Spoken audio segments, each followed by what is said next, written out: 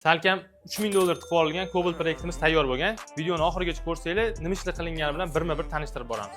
Akamiz bizani Samarqanddan kuzatib yurib, ishonch bildirib olib kelganlar. Biz bularga STP mahsulotlaridan foydalanib, polni full to'rtsloli shumizolyatsiya qilib berganmiz. Taqir provozlarni yo'qotish maqsadida. Sukunli yaqinlashib qoldi.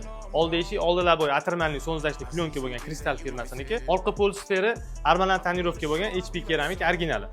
Orqaga yurishga qiynalayotganlar uchun qulaylik bo'lishi uchun Tace monitori CC3 360 gradusli kameralar bilan originalni ustunuv qilib berganmiz.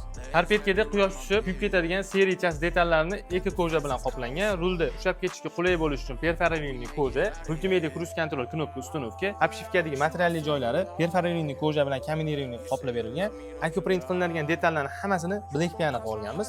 Podsvetkalarning hammasi gabaritga ulangan.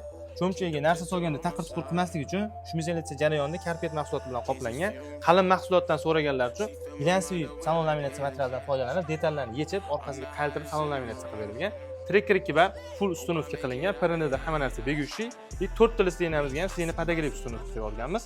Avtomobilimiz tashqaridan qaraganda yanada qoraroq ko'rinishi uchun 6 stoyka kataloglarni sifatli mahsulotlardan foydalanib, avtotikan bilan qoplab berganmiz. Qolgan plastmassa detallarning hammasini qoraga bo'yab olganmiz. Neoline 8800 antiradan ustunovka qilib berilgan. Videoda ko'rsatilgan xizmat turlari ma'qul kelgan bo'lsa, shunaqa xizmatlarni qattiq qildirsam ekan deb yurgan tanishdagi videoni yuborib qo'yasizlar. Yoningiz sog' bo'lsin.